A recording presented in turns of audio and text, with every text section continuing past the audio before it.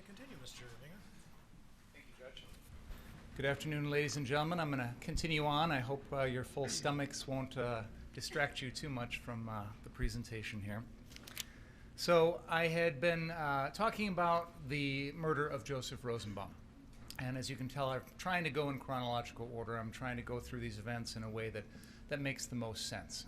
So count one of the information is with regard to Joseph Rosenbaum. The second count of the information pertains to Richie McGinnis, who you heard testify. He testified that he was in the line of fire behind Joseph Rosenbaum as the defendant fires 4 rounds with his AR-15, which is loaded with full metal jacket ammunition. And I'll talk a little bit more about that type of ammunition in a little bit. But you've heard testimony that it's the type of ammunition that is capable of going through body armor. It is capable of going through a squad car. It is designed to go through the target and continue flying on for up to 550 yards. Richard McGinnis testified that when those shots went off, he thought he had been hit. He thought his life was in danger. One of the rules that I think most people who are familiar with firearms knows is always check your background, meaning know what's around your target and know what's behind your target. This is true when you're hunting, it's true when you're target shooting, and obviously it's true when you've got an AR-15 in downtown Kenosha in the middle of protests with houses and people nearby. But there's no indication the defendant cared one bit about his background, cared one bit about where those bullets were going to go, and as I said, he put Richie McGinnis in danger. Richie McGinnis, after this incident you've seen on the videos, goes to try and help Joseph Rosenbaum and has his own video shows when he first gets there, he finds Mr. Rosenbaum's body face down on the ground.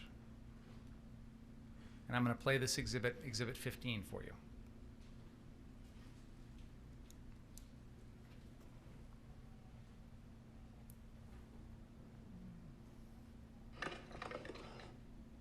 You okay? Just don't move, man. Don't move. All right, can I flip you over real quick?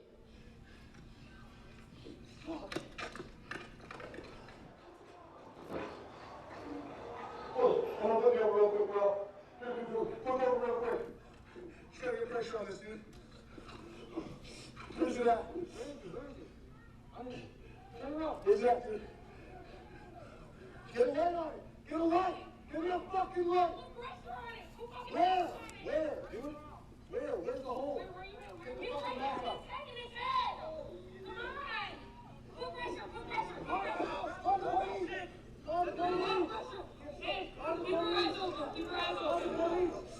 You shot him. I didn't let go. Dude, just the pressure on this shit. I got it. What's your name? What's your name? They're all thinking the hospital right here. Yeah, get him up. Get him up. Yo, keep pressure on him. I got him. Get him. Keep pressure on him. Get his arms. Put that down. I got you. Keep pressure.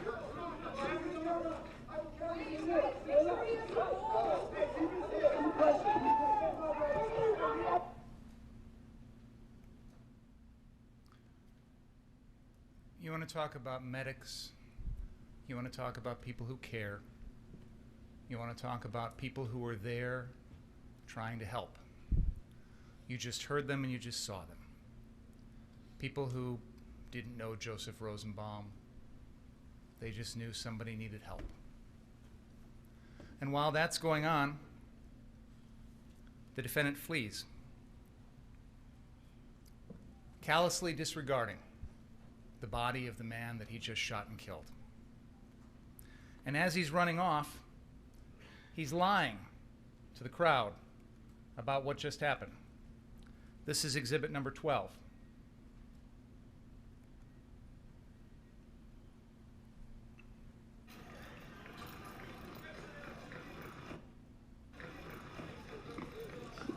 So there was just like 6 shots. It went off.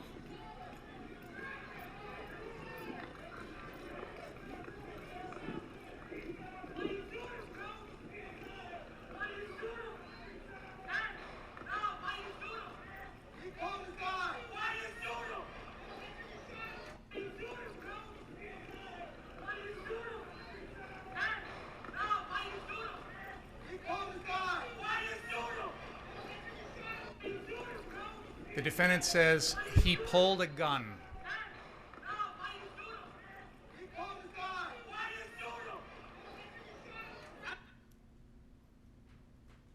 That statement, he pulled a gun, was a lie. It's not true. The defendant knew it wasn't true. He's lying to the crowd as he's running away. Joseph Rosenbaum didn't have a gun. The defendant knew he didn't have a gun. The defendant is lying to save his own skin instead of going and trying to help the person that he has just shot and killed. In exhibit number 3, Gage Grosskreuz's Facebook Live video, he tells a similar lie. As they're running, Mr. Grosskreutz asks the defendant, "Did you just shoot someone?" And the defendant says something about the police and then says, "I did not shoot anyone." And this is similar to the lie that he told Jason Lukowski at exactly that same time. As he passes Mr. Lukowski, he says, "I did not shoot anyone." And that was established through Mr. Lukowski's testimony. And again, I think it's worth emphasizing at this point that Jason Lukowski had just met the defendant maybe an hour. This is about 11:50 at night. Mr. Lukowski got there about 10:45.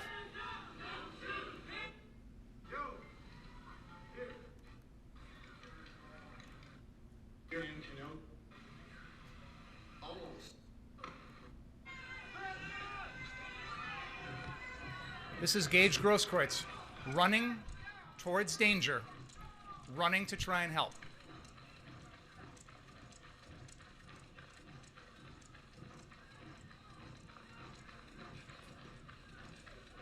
This is exhibit number 3.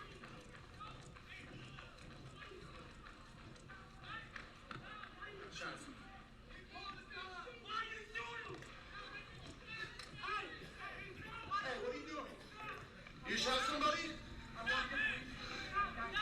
Who shot? Who shot? Hey, what are you doing? You shot somebody? Who shot? Who shot? Listen to the second thing he says. You shot somebody? Who shot? Who shot? Hey, what are you doing? You shot somebody? Who shot? Why do we keep replaying this? It's hard to tell what his exact words are. I hear the word "not" pretty clearly in there, as in I did not shoot anyone.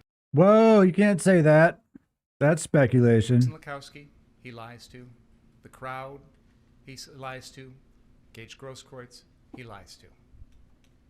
So at this point, the crowd is dealing with what they perceive to be an active shooter.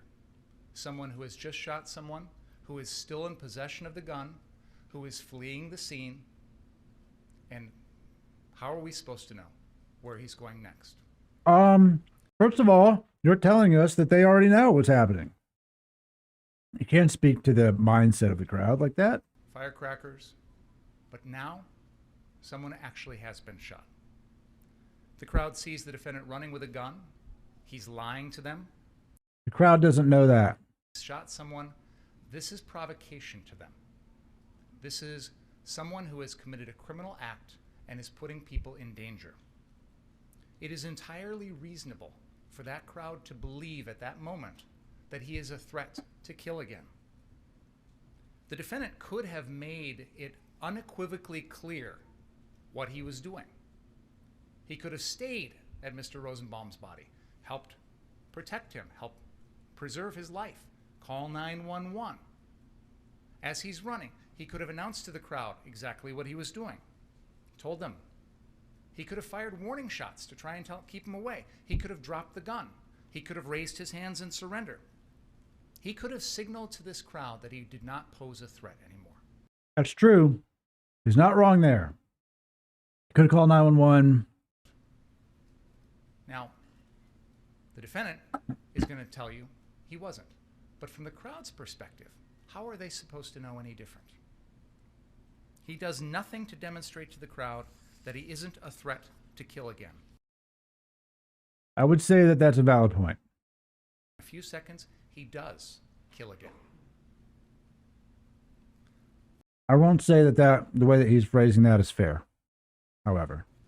That in this situation, the crowd has the right to try and stop an active shooter. They have a right to protect themselves. The defendant is not the only one in the world who has the right to self-defense. But what does the crowd do to try and stop the defendant?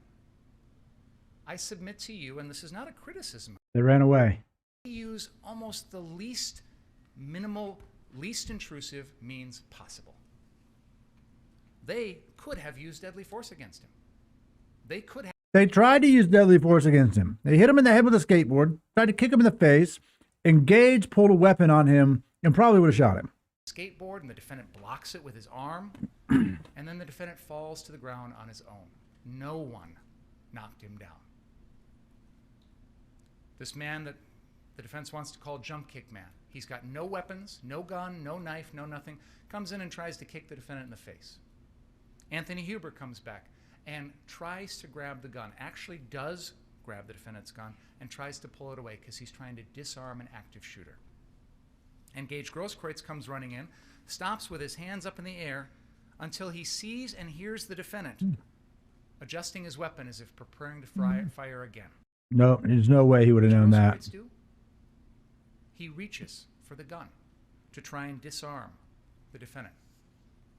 Gage Grosskreutz had his own gun in his own hand. He could have aimed it and fired at the defendant, but he did not. He got beat to the punch, man. You heard Gage Grosskreutz testify about that, about how that is a decision that he was not prepared to make at that point in time. He is not the type of person who is just willing to take someone's life in an instant, unlike the defendant, who took 2 lives Right, Ahmed? very quickly and seemingly very easily. There is a video, Exhibit 5, which is the BG on the scene video, which traces this entire incident, which we call the second event. This is going to show you Mr. Huber, Mr. Grosskreutz, and the other individuals who are trying to stop an active shooter using what I would characterize as the least intrusive means possible.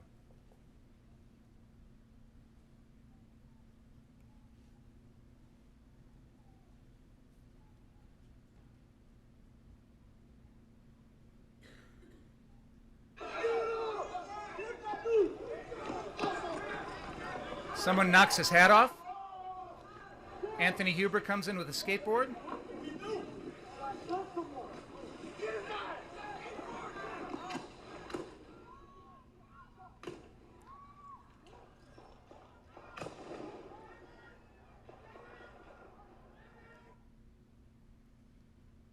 In just a few seconds, the defendant kills one person, attempts to kill 2 more, and blows off Gage Grosskreitz's arm.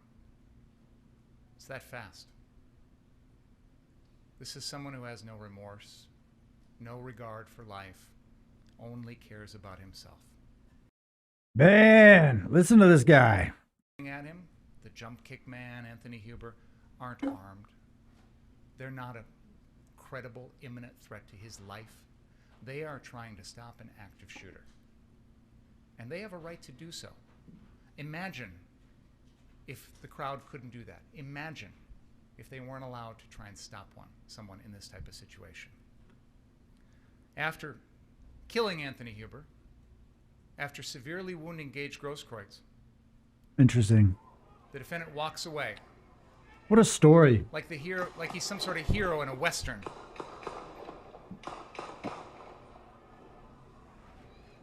Without a care in the world for anything he's just done. What? You know, it's interesting. This occurs about a block away from the police line, right down the road. If the defendant's so concerned about his safety, the police are right there. And in fact, they pull up to this scene almost instantly. The defendant's got his medic bag on. He proclaims himself a medic. He doesn't know at this point if Anthony Huber's dead or alive or capable of being saved. And yet the defendant offers no assistance. I find that an interesting narrative because if you have just shot somebody in this environment, people just attacked you. You shot one of them, maybe killed him, shot the other one. Then what? put your gun down and go give them aid amongst a crowd of people who are trying to actively stop you from doing anything. Right? I mean, that's what would happen. How does that play out? How does this narrative play out where you shot somebody and you're like, you know what, I need to stay here and help them? That makes sense in a courtroom. It doesn't make sense in the moment of any of these people around me are now going to see me as a threat and come and try to kill me. You know? Sitting near his right shoulder. It is ripped through his ribs, his heart, his aorta, and he may not technically be dead, but he's going to be dead within a few seconds. He is stumbling away. The defendant has the weapon pointed towards Gage Grosskreutz here, who is cowering, hovering, hiding, covering his head. Wow. Trying to stay out of the way. And I'm going to go frame by frame here slowly. Yeah, no, they're making Netflix right now, believe me. Now we see the gun is moving down towards Gage Grosskreutz. It is pointed directly at him from a distance of just a couple of feet. Gage Grosskreutz has his right leg planted as if he's pushing backwards, trying to get away. The gun is still pointed at him. The defendant here is going to adjust the gun, turn it over as if he's making some sort of adjustment on it. Gage Grosskreutz testified that this was a movement that he interpreted as the defendant preparing that gun as if it was going to fire again, as if clearing a jammed round so that he could shoot it at Mr. Grosskreutz. At this point, Mr. Grosskreutz is, I think, probably thinking to himself, if I can get away, I will. Can't say that. You can't speculate what he would be thinking. I like how the closed caption gets his name so wrong. Grosskreutz, Grosskratz, Grisscross. Like, oh, the closed caption can't say Grosskreutz for nothing.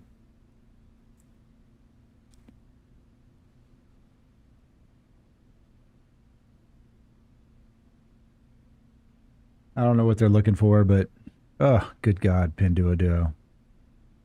Do better.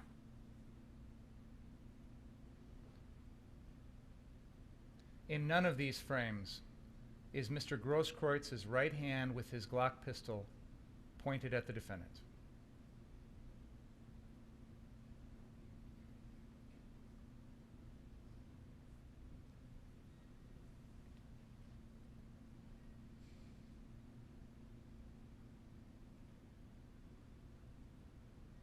You can see Mr. Grosskreutz is actually backing up with his right leg. You're right, Ahmed. Let me go back a couple of well, it's not the only reason, but has a lot to do with it. The entire unrest of police, you know, and the police just staying away has a lot to do with what motivation people had and how far they allowed things to escalate. He's about to retreat. His hands are in the air. He's backing away from the defendant until, as he's testified, he sees the defendant start to manipulate that gun in such a way that it makes Mr. Grosskreutz feel like he's about to be shot. And only then does he take action. What action does Mr. Grosskreutz take? Aggressive action. Hold that gun with both hands? No, there's no time, man. The defendant? No. No time for that. Does he even take the gun with one hand and point it? No, never. Instead, you can see him start to lunge in with his left arm forward. The gun is not in this hand. The gun is in his right hand. He's lunging forward, reaching for the defendant. Probably reaching for the gun. Probably trying to block the gun. You can see now he's going to take a step with his right leg.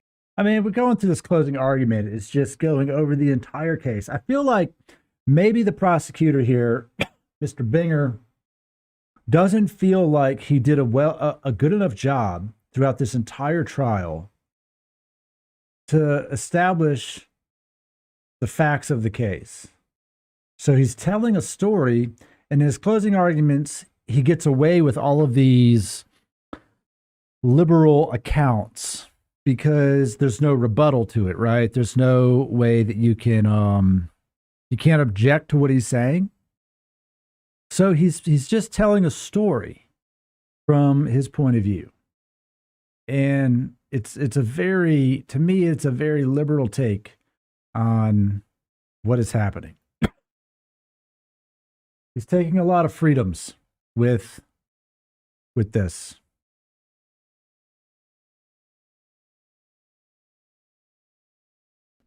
I'm going to continue forward after this because you can see that his right arm, this is an interesting frame right here, 504. You can see that gun. I'll go back even more. You can see that Mr. Grosskreuz's arm with the right hand, with the gun, his right hand is pointed off to the side. What pulls that gun down closer to the defendant is the fact that Mr. Grosskreutz just had his right bicep severed. It's not a voluntary action. It's an involuntary, the muscle is severed. Now watch, frame 502, watch his right hand. 503, 504, 505, 506, 507, 508. At this point, yeah, absolutely. That right arm is probably dangling down towards the defendant. It's not going to be able to pull that trigger without a working bicep muscle, and it's not a voluntary thing. It's done because the defendant just blew his arm off. But yeah, this is the time after the shooting when, yes, the gun happens to be pointed at the defendant. And I got to stop here for a moment and highlight the hypocrisy of the defense. Because according to the defense, if someone has a gun, they're a threat. If someone points a gun, they're a threat. There's only one exception to that. The defendant. By their logic, he gets to run around with a gun all night. But, oh, we're not supposed to take him as a threat. He gets to point the gun at everyone. But, oh, we're not supposed to take him as a threat. No, it doesn't work that way. The same set of rules apply to the defendant as everybody else. There's no exception in the law for Kyle Rittenhouse. There's no exception that says, if anyone else has a gun, you're a danger, except for Kyle Rittenhouse. There's no exception in the law that says, if you point your gun at people, oh, that makes you a threat and I can kill you, except for Kyle Rittenhouse. I can do it all night long. The same rules apply to him as everyone else. And everyone else has a right to defend themselves also, not just the defendant.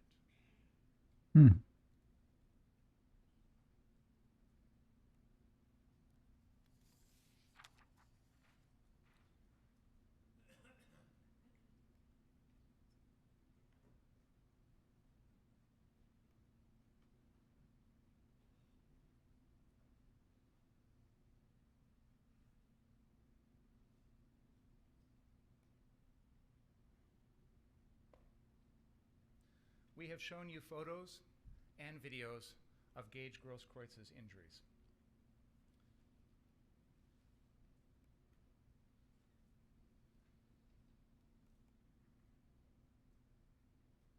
Exhibit 60 is a video taken right after Mr. Grosskreutz was wounded by the defendant.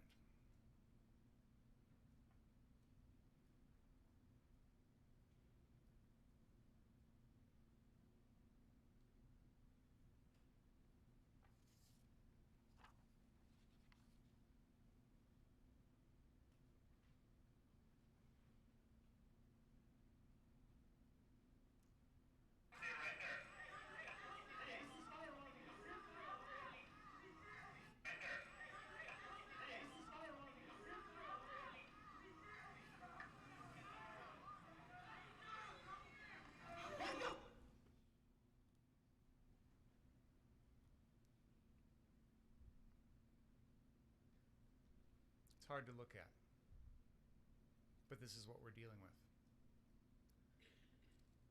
When you fire an AR-15 at someone from close range, this is what it looks like. I guarantee you, ladies and gentlemen, the defendant had no clue what his gun was capable of. He didn't even bother to pay any attention to it, didn't concern himself with what he would be doing to other people. But this is what happened. Let's not flinch away from this. It's important that we understand what that gun was capable of that night. It killed 2 people, and it did this to Mr. Grosskreuz's arm.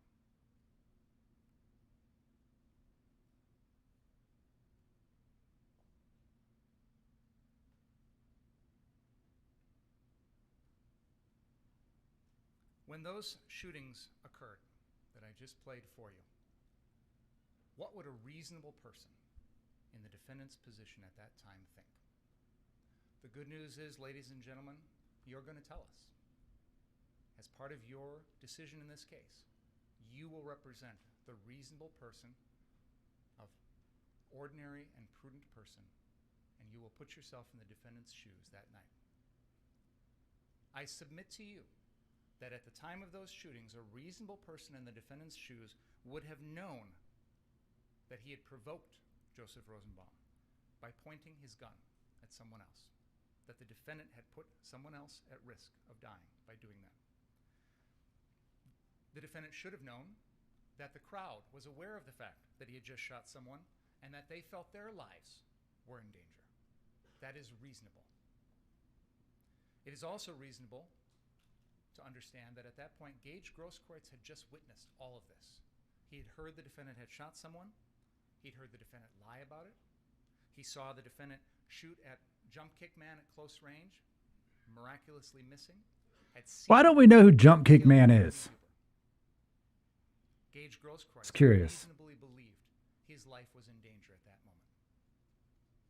And he was proven correct because the defendant shot him too. So when you consider what's reasonable in this case, consider whether or not it's reasonable for a criminal to be able to shoot himself out of a crime scene.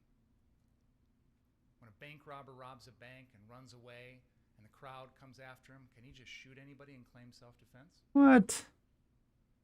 If someone comes up to Talking that about. person and tries to stop them, tries to disarm them, like Anthony Huber did, do they forfeit their life? Did Anthony Huber forfeit his life by trying to be a hero and stop an active shooter and protect others? Is that justified? Can the defendant just kill him? In this case, the crowd was right. The crowd knew the defendant had just shot someone. When they're coming after him, they know he's just shot and killed Joseph Rosenbaum. But you know, not every active shooter situation is the crowd have perfect knowledge. When they're told that person running up the street just shot someone, we don't have time in the moment to go back and take a look at the body and replay the video and make a decision before going after the person with the gun. You know, we've had several police officers testify that in an active shooter situation, their first instinct, their first training is to go in and stop the threat. They don't sit there and wonder, well, maybe it was self-defense. I don't know. I'm going to, wait and see. And every day we read about heroes that stop active shooters. That's what was going on here. And that crowd was right. And that crowd was full of heroes. And that crowd did something that, honestly, I'm not sure I would have had the courage to do. If I see a guy running up the street with an AR-15 and I hear he just shot somebody, my first instinct is not to approach. Anthony Huber was different. Jump Kick Man was different. Gage Grosskreutz was different. That doesn't make them a threat to the defendant's life. It doesn't make their lives worthless. They don't give up their right to defend themselves. They have just as much right as the defendant.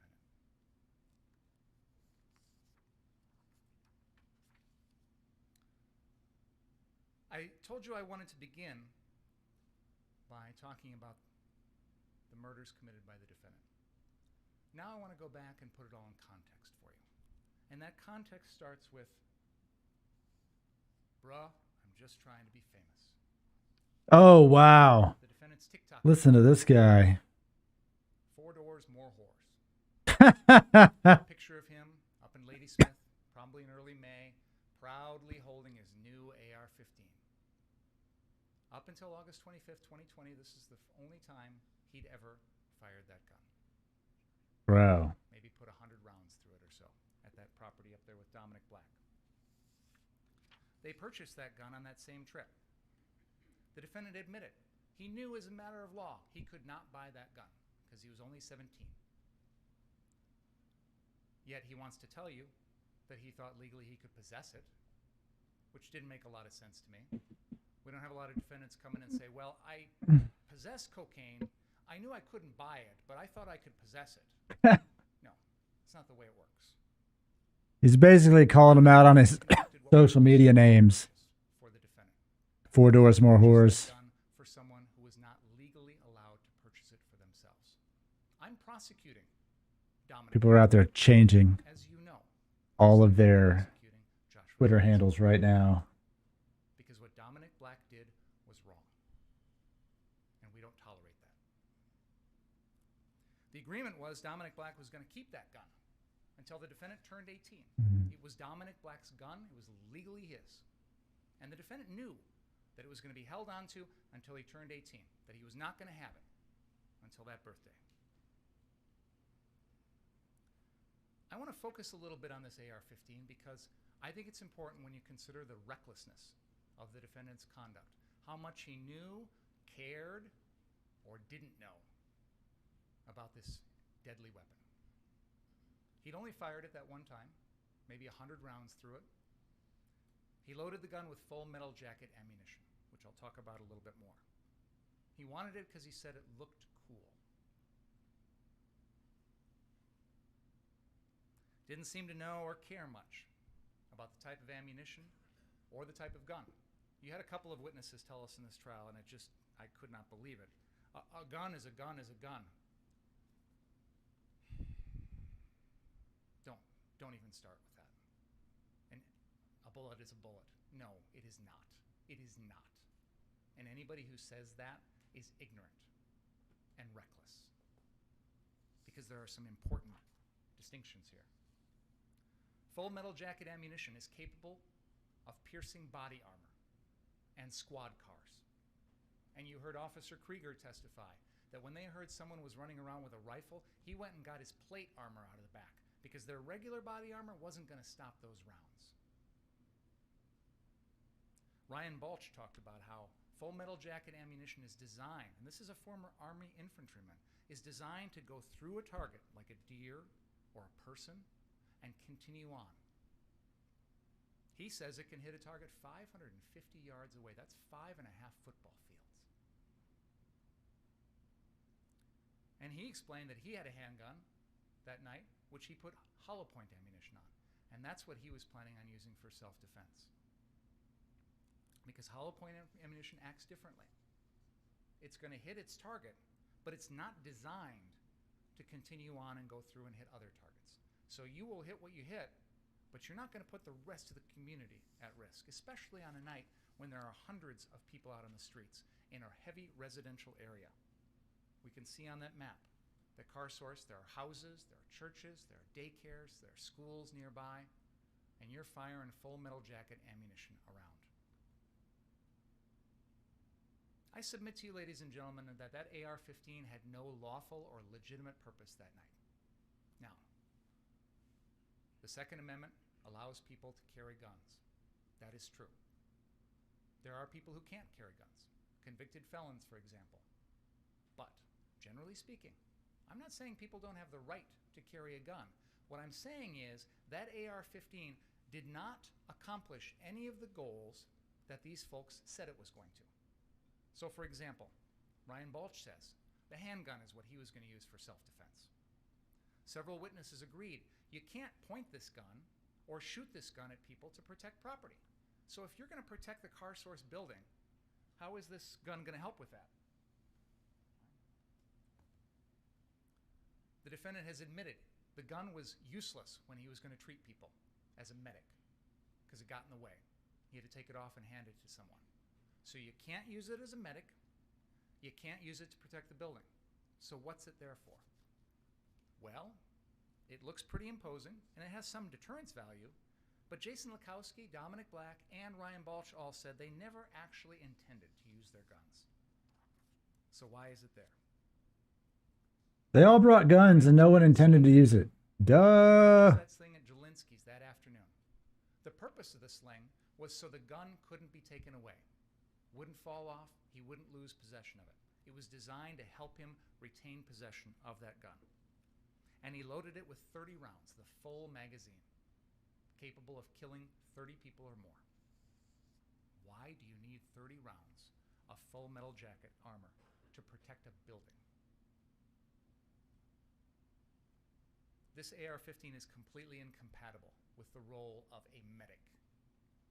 Richie McGinnis testified he's been to demonstrations in Seattle. Oh no. No medics carry AR-15s.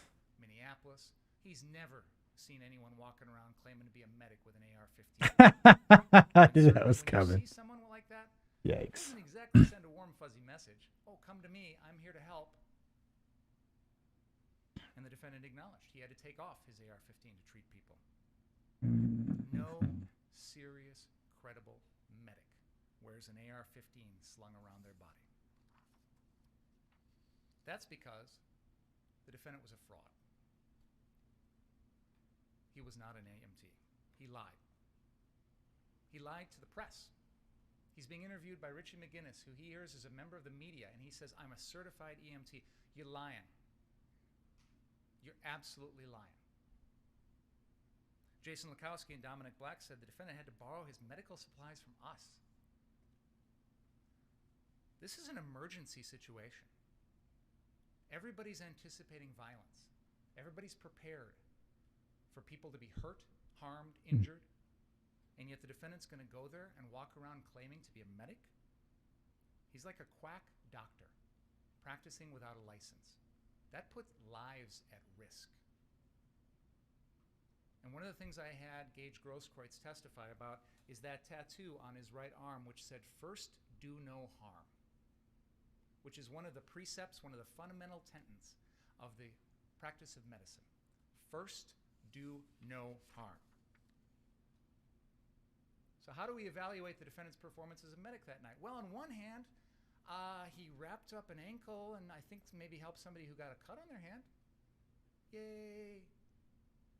On the other hand, he killed 2 people, blew off Gage Grosskreitz's arm, and put 2 more lives in jeopardy. So, you know, when we balance your role as a medic that night, I don't give you any credit. He showed no remorse for his victims, never tried to help anybody that he hurt, and even on the witness stand, when he testified on Wednesday, he broke down crying about himself, not about anybody that he hurt that night. No remorse, no concern for anyone else. For him to call himself a medic is an insult to anyone like Gage Grosskreutz, who spent hundreds of hours training and working hard to become an EMT. It's an insult.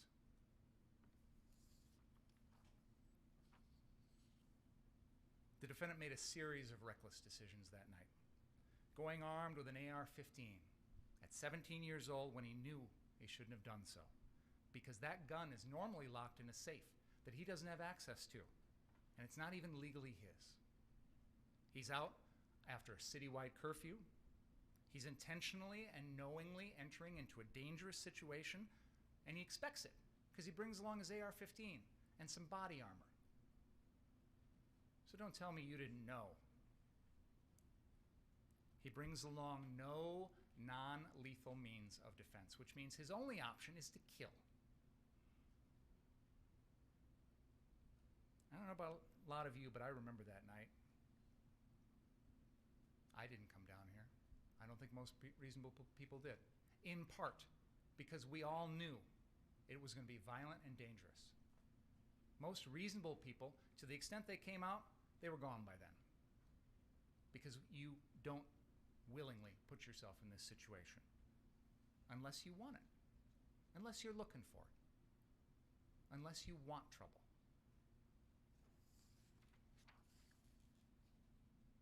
Now, to put this in perspective, at this time here in our community, there were people who were scared. There were people who were worried about themselves, their homes, their families, their business. That's understandable.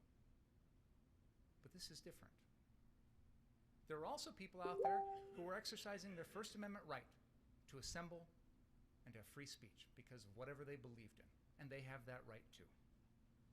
But that's not what we're talking about.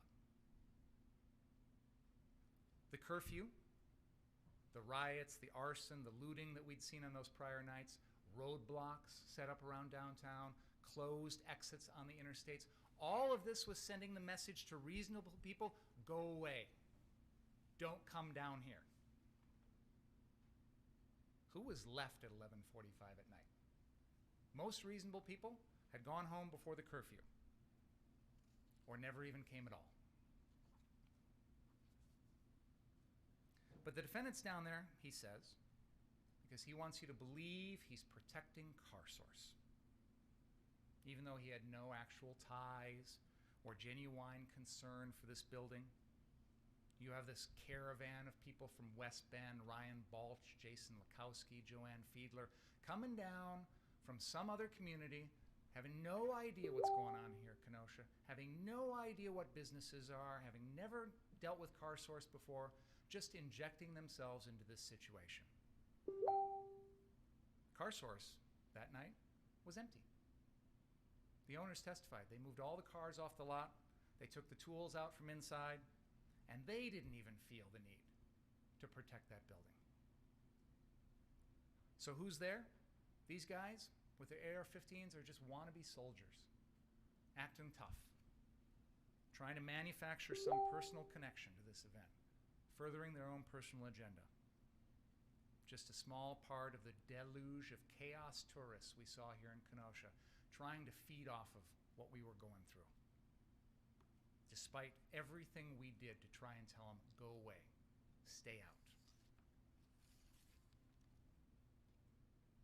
Did those owners, Sam and Sal, ask anyone to protect their business? You know, I called them to the stand because I wanted you to hear from them. I had their statement, but I wanted you to hear from them. And I'm sure you formed your own impressions about them. I'm not here to tell you that I believe what they said on the witness stand.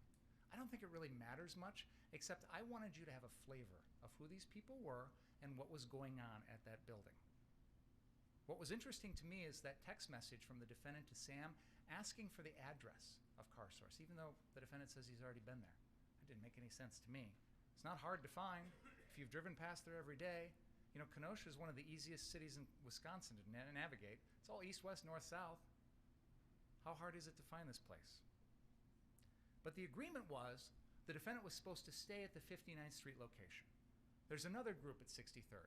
It was their responsibility, and the defendant testified that when the shootings occurred at 11:45 or 11:50 at night, he didn't even know if that other group was still there or if they'd left. But crucially, you heard the testimony of Christon Harris, who's out there reporting for his Rundown Live, and he's making some video, and he tells the defendant, stay on your property. Don't go out in the streets and engage with these protesters because you're just making it worse and you're escalating the situation. He tells the defendant specifically that, just 20 minutes before the shootings. Christon Harris probably said that because he knows this is a crowd that is feeling threatened by the defendant and his group. Richie McGinnis testified when he left the Stella Hotel and immediately ran over to 59th Street, he saw guys up on the roof and he felt threatened. These guns, he said, were the thing that changed the dynamic for him. Drew Hernandez, we showed video of Drew Hernandez having laser sights pointed at him. And he said he felt threatened. He thought someone was pointing a gun from the roof and putting his life in jeopardy. These are two people who are veterans. They've been to protests in Seattle, Portland, Washington, D.C., New York. They've been through this before. And yet here in little old Kenosha, the defendant's group made them fear for their lives. That's the kind of impact these AR-15s had. The crowd is yelling at the defendant's group, stop pointing your guns at us, stop pointing these laser pointers at us. And the defendant sees this. He's well aware of the fact that the crowd out on the street is hostile. They don't react well to him. And he knows that by 11:35 at night, this crowd is all the way down there south of 60th. That's where they're at. So if I go down there, I need to be prepared and I need to expect that these folks are not on my side. Joseph Rosenbaum. He's dead, so we don't know what he was thinking. No, but you keep telling us what you think he was thinking. That's what's really frustrating about this. Target for the defense today because they can stand up here and pile on him and destroy his reputation, and he can't speak for himself. That happens a lot in homicide trials. Blame the victim who can't speak for themselves. So I'm going to tell you a little bit about Joseph Rosenbaum, and you've heard some testimony about him. He had been in the hospital left it that day, had a clear plastic bag with his possessions, toiletries, a water bottle. We've all seen this. You get it in the hospital. It's pretty common. He's walking around like it's pretty much his only possession in the world. He visits Carrie Ann Swart, his girlfriend, and then happens to wander downtown into the middle of civil unrest. No indication he planned to be there. No indication he's part of any sort of movement. He just happens to stumble into it.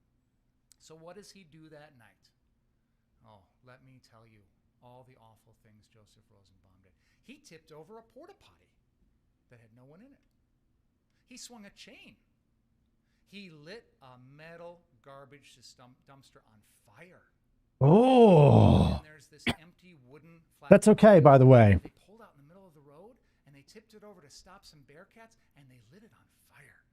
That's okay now. Listen, go to Kenosha and start lighting garbage cans on fire. It's fine.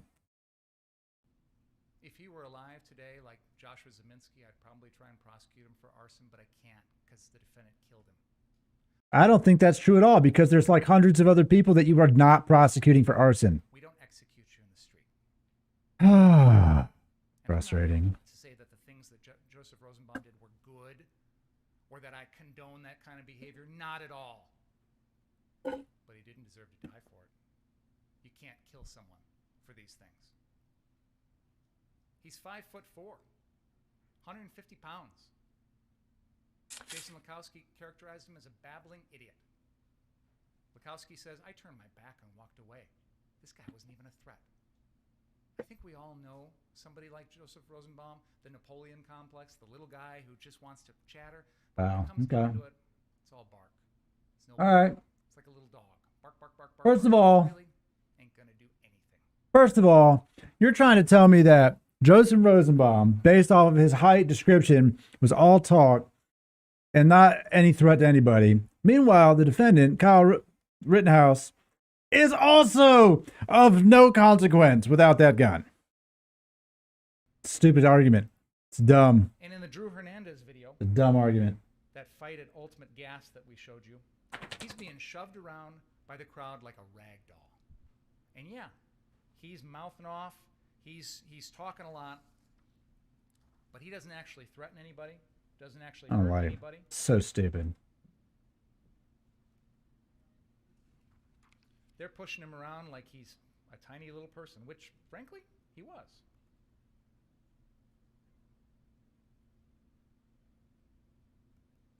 And in the background of this video, you will hear somebody say, point your gun at me, or something like that. That's Joseph Rosenbaum. He's upset because somebody pointed a gun, and that triggers him, which is understandable. I think most of us would be triggered by that sort of thing. And that's what's upsetting to him. But he gets right in the face of people who have AR-15s. Never reaches for their guns, never rears back to punch anyone, never even lays hands on anybody.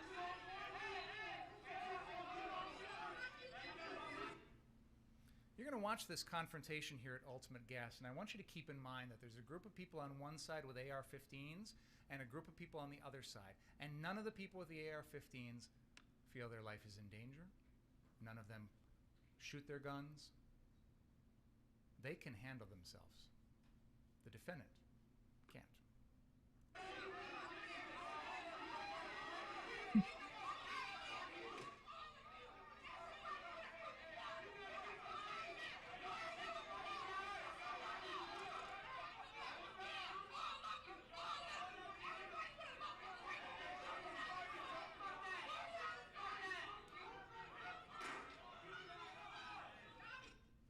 That sound you heard was somebody throwing some sort of plastic thing at one of the stanchions underneath the gas station, and it makes a sound that almost sounds like a gunshot. So add that into the mix. You've got people with guns, loud voices, clear hostility, and the sound of something that, frankly, to me sounds like a gunshot, and yet everybody keeps their cool. Nobody hurts anybody. Nobody fires a gun. And watch how they push Joseph Rosenbaum around like a rag doll.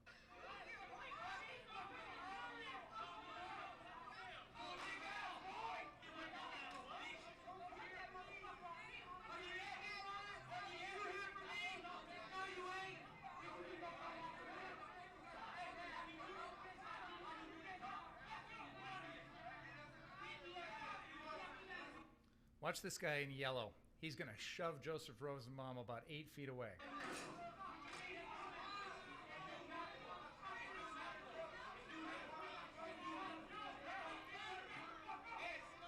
Well, I guess it was a different guy that did that, but they're shoving him around like a rag doll.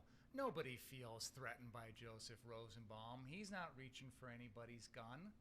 He's a mouthy little guy. He's a little dog that barks.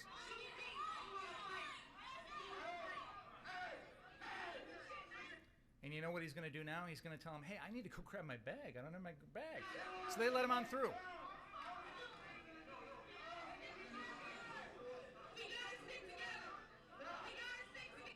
There he is about to reach down and grab his bag off the ground. That's Joseph Rosenbaum.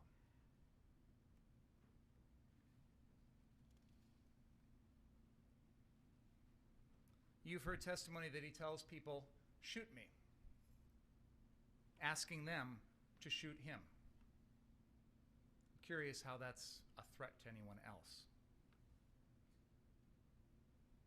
He's triggered, as we saw in that video, by people pointing guns at other people, which is reasonable. Most people would feel that same way. And then we get to the crux of the defense, this threat that he supposedly made to the defendant. The defense would love to be able to play you a video of this threat. They would love for you to see it and hear it yourself. This is a night in which there are dozens of people out there, reporters and regular folks who are recording with their cell phones and with other cameras all night long. We have shown you video of almost every minute of the defendant's night from multiple different angles, and yet you have not been shown a single video with this threat. Nowhere. It's not out there. Ryan Balch testified, and we have his transcript.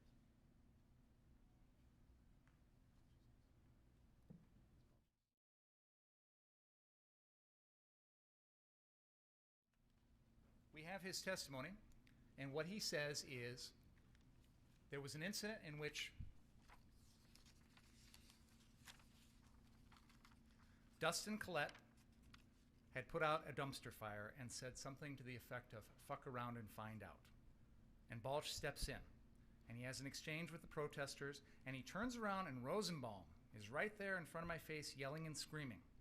And I tell him to back up. And he goes, you know what? If I catch any of you guys, blah, blah, blah. So that's the timing, according to Ryan Balch. Right after that dumpster fire. Christon Harris from the Rundown Live was there, physically, standing right next to Ryan Balch. Not only was he there during the dumpster fire, but he stays with Ryan Balch and or the defendant for the next 6 or 7 minutes, recording everything. And I've played this video for you. It is Exhibit 18,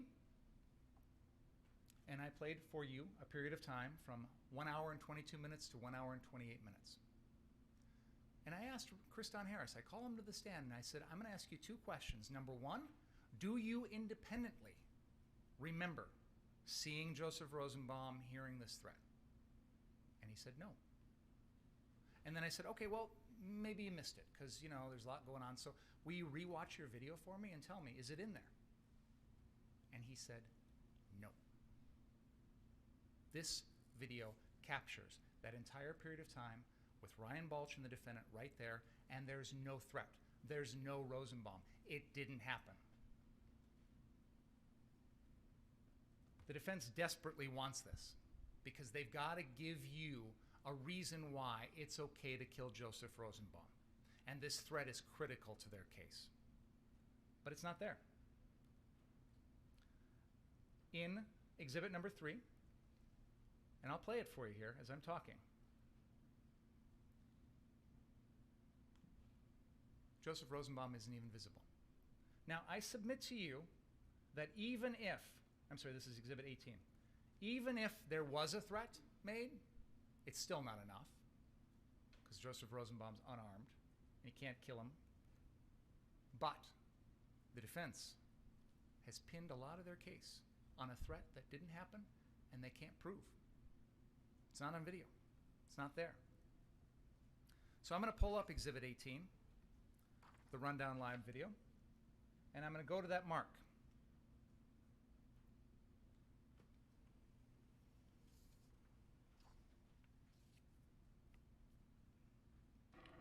Christon T. Harris here at the Rundown Live, and I'm here with a bunch of...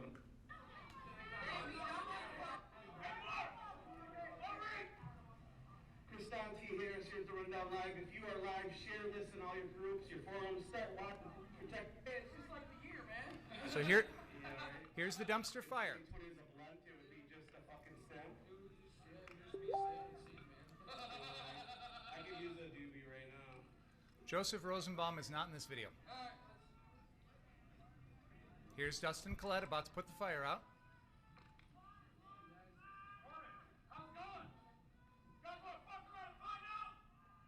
Hey. Come on, reel in. Don't cause problems when there's none here.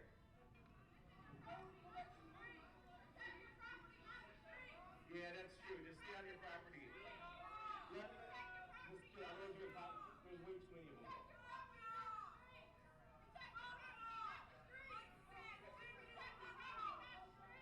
I have to agree with her. There's Ryan Balch standing right next to Gage Grosskreutz. Joseph Rosenbaum isn't here. And the defendant and his group are being told an important message. As long as you stay on your property, but don't go out there and cause trouble.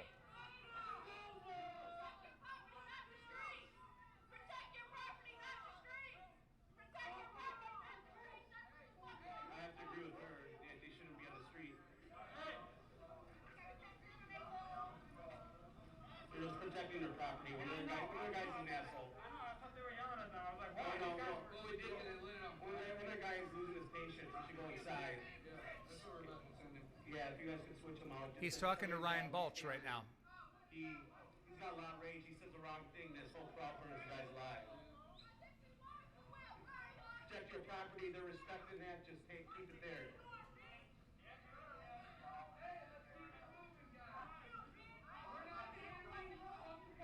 This is where Ryan Balch goes and talks to a protester. He's just trying to protect his property. He doesn't want anything. He has no problem with you guys. He just doesn't want anyone to burn down his shit. I can't blame him. Man, this guy's just going to just relive this entire case from start to finish. This is honestly probably the most ridiculous closing argument I've seen in a long time. Like, he's just going to sit here and retry this entire thing without objection. That's what we're going to see today. I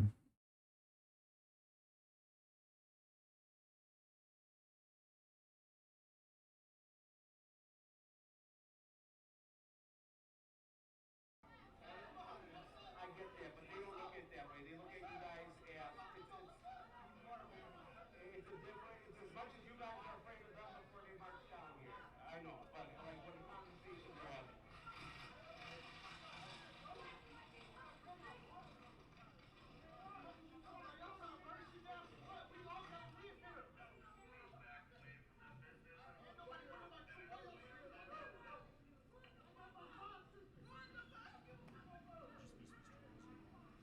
Thanks, guys.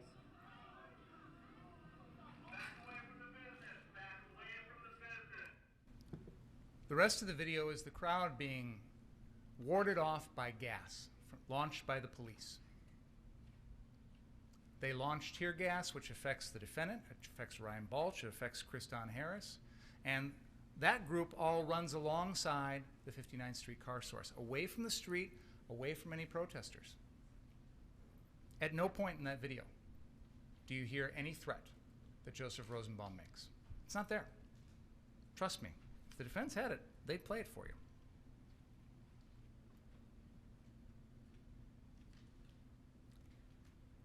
Now, they want you to believe that that threat is made, and they also want you to believe that it was something that the defendant took into account when he decided to kill Joseph Rosenbaum. One of the questions that occurs to me is, how would the defendant even know who that guy is?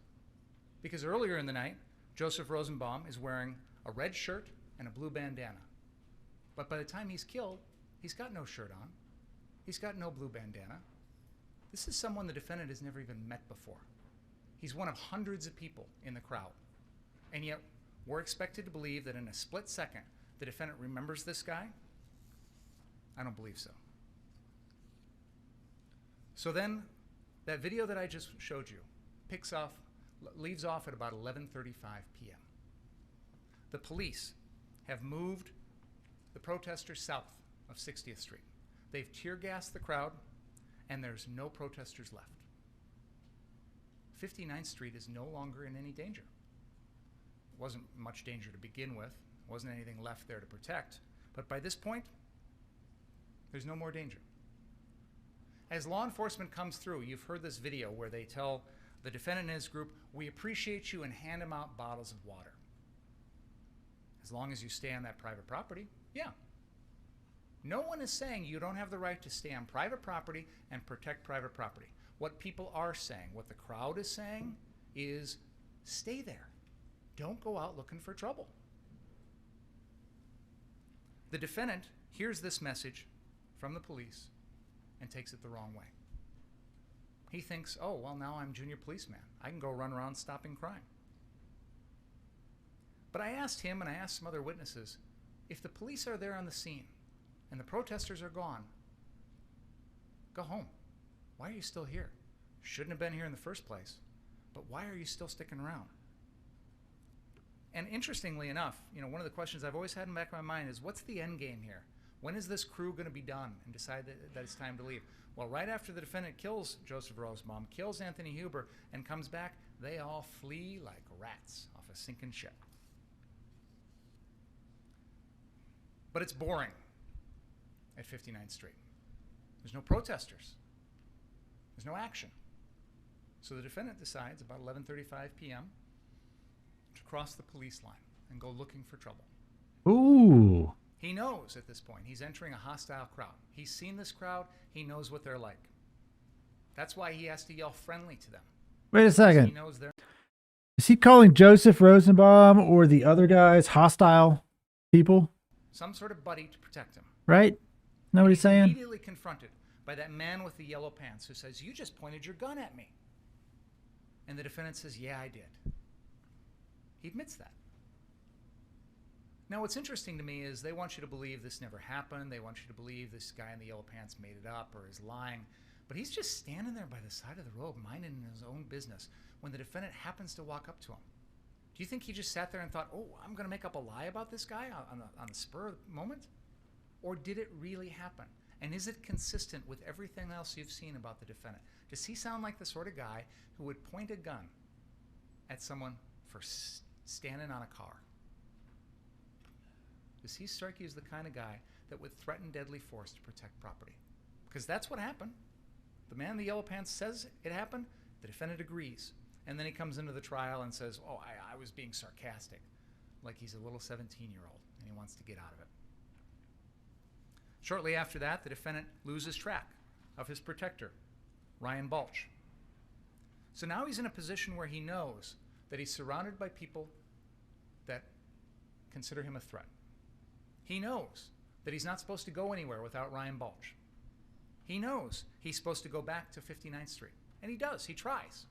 He walks up to the police line. He says, I work there. That's my business, which isn't true, but whatever. And they won't let him through.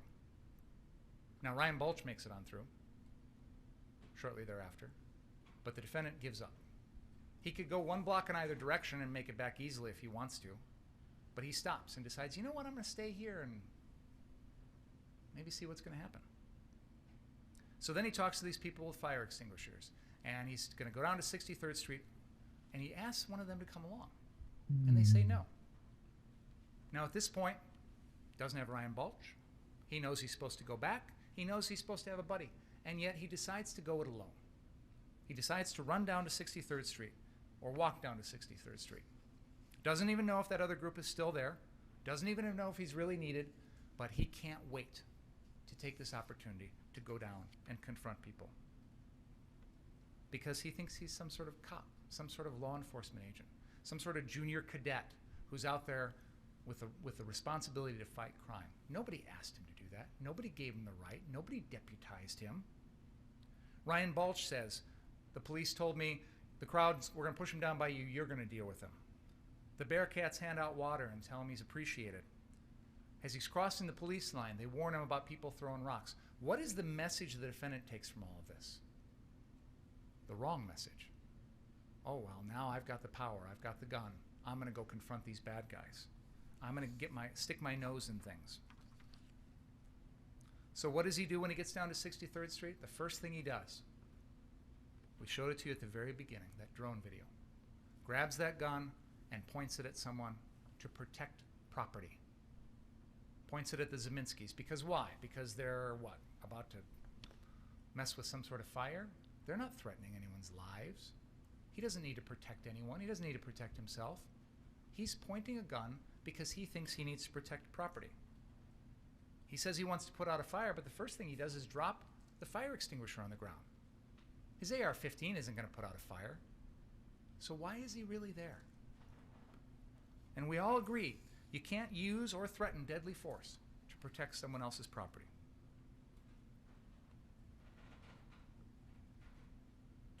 You are here to decide whether or not his actions are legally justified, not to buy pathetic excuses that might be given to you.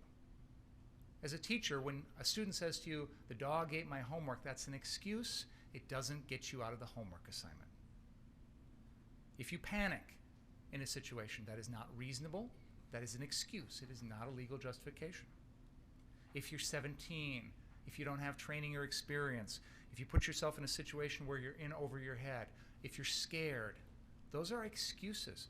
Those are not legal justifications. What's good if you're joining this? Let me know what you think is happening right now.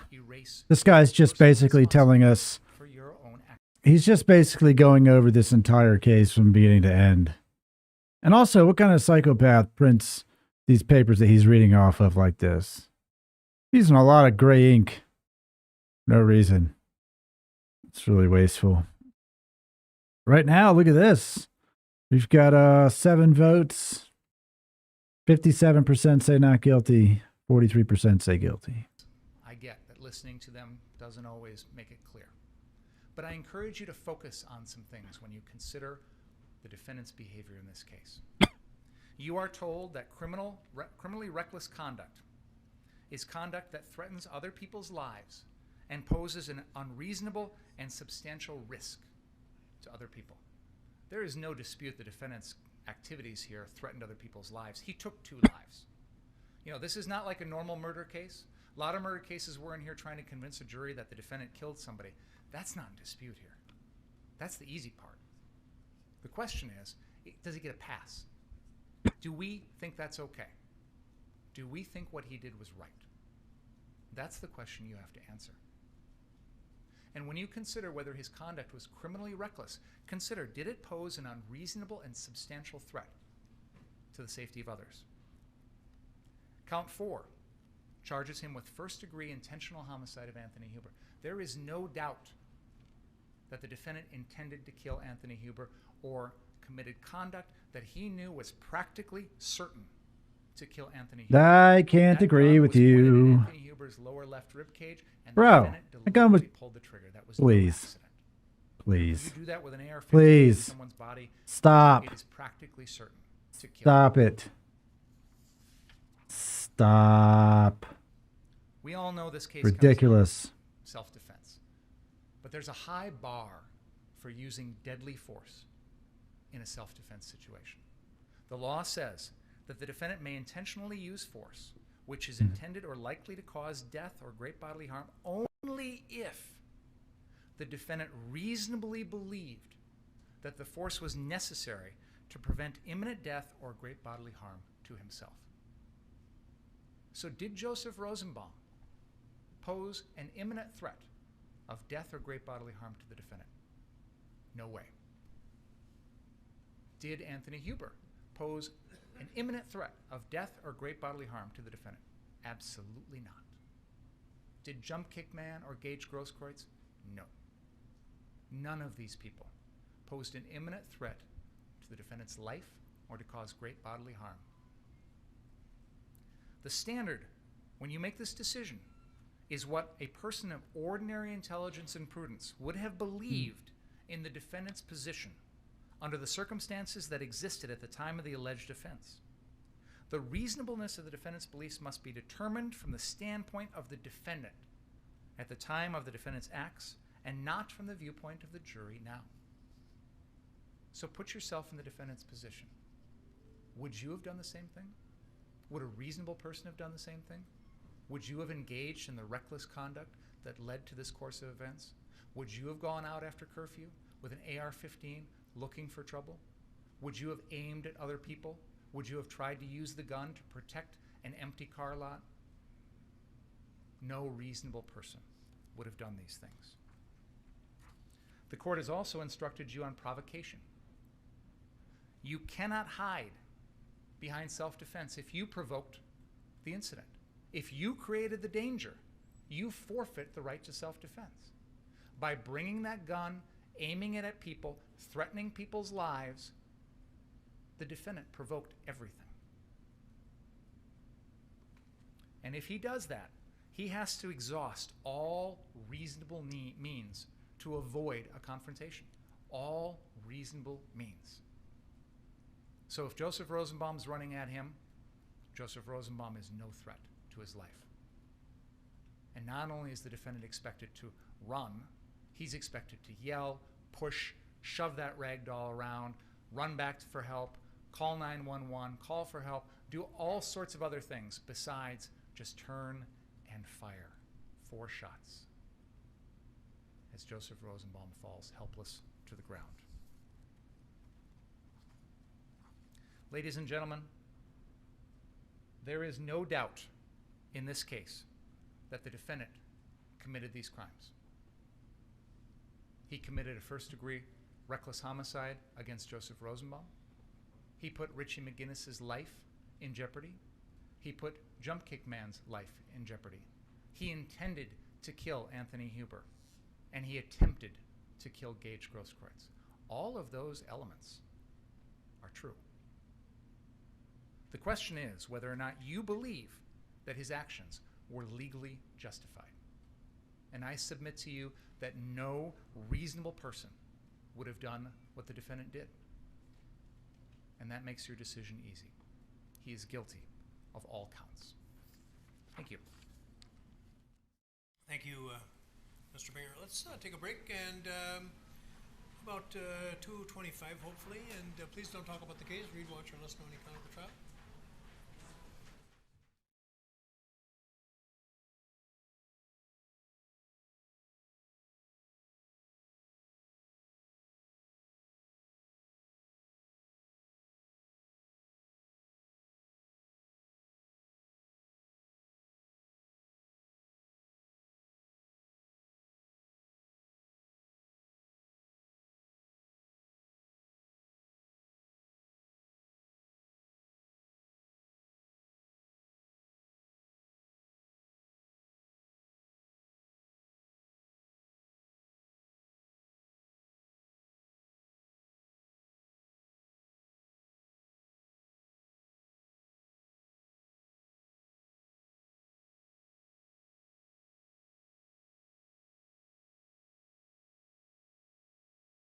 Said that, I wondered if I'd have given it a print command, you know.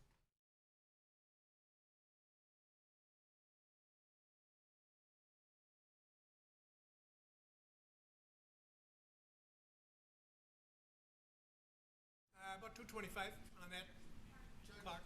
I clocked the closing hour 45 minutes. Is that what you have?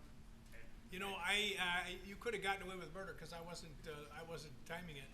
After having, you were. How long did he talk? He talked 2 hours and 8 minutes. What? 2 I can hours. give the exact starting times. What's that? I said I can give the exact starting times. Well, why don't we call one of the networks and they can tell us because Detective Howard was timing it. what? Detective Howard was timing it. See you, Dave. So, well, let's get everybody under oath and work it out, and if necessary, we'll have a hearing on it.